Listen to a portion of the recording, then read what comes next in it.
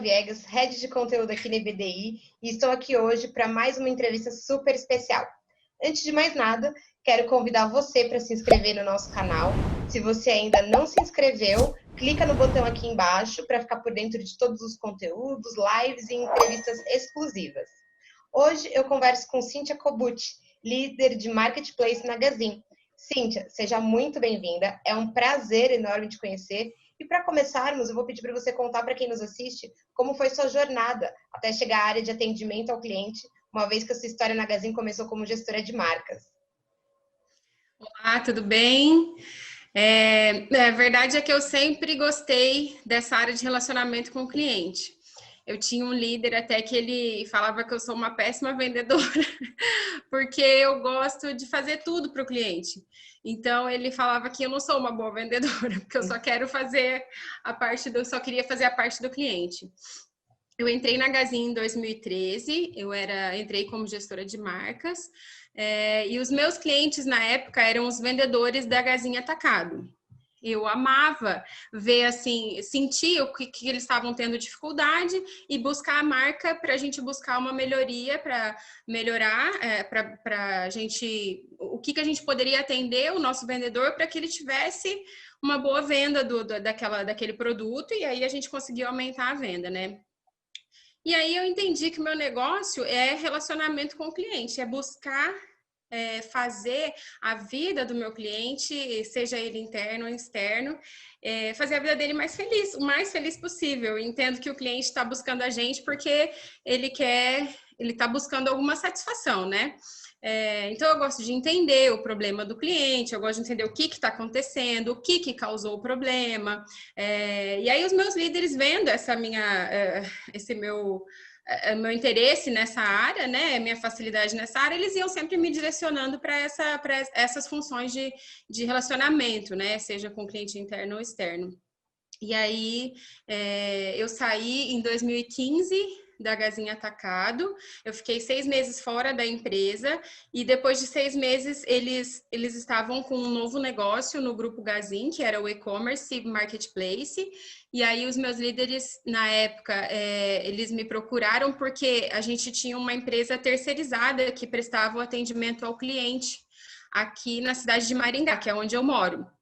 E eles estavam tendo bastante problema com o atendimento ao cliente, porque foi um negócio que começou assim, teve um volume de venda inesperado para o início, e aí os clientes estavam sendo impactados. E como eles me conheciam, eu estava em Maringá, era de confiança, eles me ligaram para retornar para a empresa para cuidar dessa área de atendimento.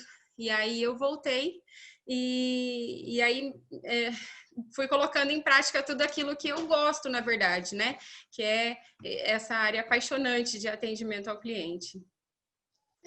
Legal. E nós sabemos que atendimento ao cliente é muito valorizado pelo brasileiro em si, né?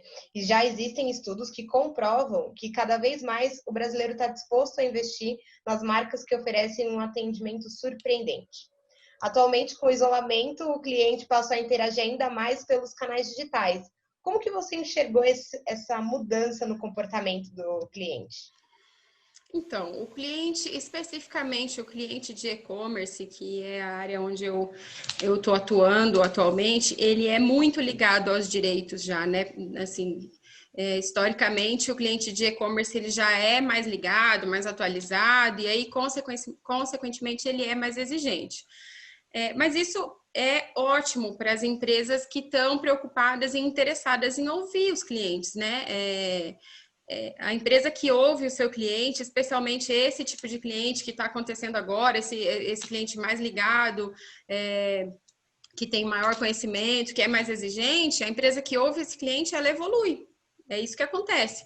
A gente consegue notar, é notável essa evolução dessas empresas, né? Então eu percebo que hoje não adianta mais a gente ter aquela conversa do vendedor, sabe? Aquela conversa assim, que não é muito a realidade da coisa, sabe? A gente precisa tratar o cliente com a verdade, e a verdade o mais próximo, pelo menos, da realidade e o mais honesto possível, que aí você consegue trazer uma tranquilidade para esse cliente. Aí ele sabe que você está falando a verdade, porque ele conhece, e ele cria essa confiança nesse relacionamento, entendeu? E nós já podemos afirmar que essa confiança é um pedacinho daquele atendimento wow que a gente busca. É. Legal. Eu acredito nisso, eu acredito que existe um relacionamento, né? Então, todo relacionamento tem que ter a confiança, não tem jeito. Legal. E eu te pergunto isso porque ainda pensando nesse novo perfil, né, desse cliente que está cada vez mais exigente, como você pontuou, ele conhece os seus direitos, né? Então, quando ele busca a empresa, ele está esperando que, no mínimo, aquilo que ele já sabe que pode acontecer, aconteça. Mas você Isso. acredita que as marcas que investem num relacionamento com o cliente e que, de fato, é surpreendente, elas vão ter um diferencial competitivo na retomada? Eu não tenho nenhuma dúvida disso. Hoje, mais do que nunca, o atendimento e ele vai ser cada vez mais o diferencial competitivo das empresas. Por mais que a gente tenha um atendimento mais robotizado, que a gente utilize das tecnologias para atender o cliente, o atendimento humanizado que cria esse laço com o cliente, né? É esse atendimento que a gente na Gazin tem esse pensamento, sabe? Que o atendimento humanizado é que cria esse laço de confiança. A gente vê pelo crescimento aí dos acessos no site do Reclame Aqui, por exemplo, é crescente isso, muito porque o cliente está comprando muito pelo e-commerce e precisa conhecer a empresa com quem ele está se relacionando, mas mais porque o cliente quer realmente saber como que é o atendimento dessa empresa, porque problema, assim, eu vejo assim que a maioria dos clientes sabem que pode acontecer um problema, e acontece, a gente sabe disso, né? A gente como consumidor também já passou por algumas situações, mas o diferencial, o que o cliente está buscando é como que a empresa soluciona esses problemas, é como que a empresa presta esse atendimento para o cliente que teve um problema na sua compra, entendeu? Então, é um forte sinal, eu vejo isso assim, é um forte sinal de que os clientes estão cada vez mais em busca da informação do atendimento daquela marca. Legal. E a gente falou sobre processos de mudança, né? E principalmente nós vivenciamos todos mudanças externas, né? E Bastante. você comentou que vocês passaram por mudanças internas também, né? No atendimento ao cliente da companhia. Conta para quem nos assiste como era o atendimento e por que vocês optaram por essa mudança. Então, o cenário da pandemia foi determinante para a gente escolher internalizar o nosso atendimento, que era até então terceirizado. A cidade onde essa terceirizada está situada, ela teve muitos decretos que dificultaram bastante a prestação de serviço. E aí, como a venda online deu um salto assim que ninguém esperava, teve muitos clientes que compravam no físico tiveram que migrar para o e-commerce, e daí a equipe que a gente tinha à nossa disposição já não era suficiente se ela estivesse trabalhando normalmente, e não dava para aumentar porque a gente não tinha onde colocar as pessoas, então precisava de distanciamento, de uma quantidade reduzida de pessoas trabalhando na empresa. Então, assim, tudo que a gente tinha na nossa mão pela terceirizada não era suficiente para o atendimento que nós gostaríamos de dar para o nosso cliente. Então, além disso, em meio à pandemia, a gente optou por mudar a plataforma do nosso site, mudar para uma plataforma própria, e aí todo mundo sabe o sofrimento que é a mudança de uma plataforma de um site, né? São inúmeros problemas que, mesmo que você tente impactar o mínimo possível o cliente, ele acaba sendo impactado, assim, mesmo a gente tendo medido todos os passos, todas as operações, ainda assim os nossos clientes sofreram, assim, eles foram impactados, infelizmente, né? E aí, então a gente tinha um crescimento inesperado de venda, mudança de plataforma do site, os clientes fortemente impactados, inseguros, insatisfeitos e os decretos que impediam a terceirizada de colocar força total no nosso atendimento. E a Gazin, ela tem como principal diretriz a busca pela satisfação do cliente. Ou seja, o cliente para nós, ele está sempre em primeiro lugar. Então, cada vez que a gente via o nosso cliente sofrendo tudo, e a gente não via uma luz, né, na resolução dessa terceirizada, e na cidade onde é a matriz da Gazin, é uma cidade muito menor, muito pequena, então as consequências da pandemia foram menores, elas impactaram sim na prestação de serviço e tal, mas como a cidade é muito menor, o impacto foi bem menor também. Então lá a gente conseguiria trabalhar com força total e a gente precisaria dessa força total nesse momento, né? Então, esse foi o cenário todo que motivou a gente a internalizar o nosso atendimento, colocando principalmente ainda mais o DNA Gazin nos nossos agentes de atendimento. A gente já fazia isso quando tinha essa empresa terceirizada, porque daí eu, como funcionária da Gazin, era responsável por esse atendimento, então eu ficava dentro dessa empresa, cuidando para que isso acontecesse. Só que Maringá, onde era essa empresa, é uma cidade de muitas oportunidades. Então, a gente sabe que para esse tipo de trabalho, existe uma rotatividade grande, né? E aí, como Maringá é uma cidade em constante crescimento, as oportunidades de trabalho são gigantescas, então a gente também sofria com isso, sabe? De troca de funcionário, tudo. E Douradina não, Douradina é uma cidade muito pequenininha, bem pequenininha. E a Gazin é uma das principais empresas da região.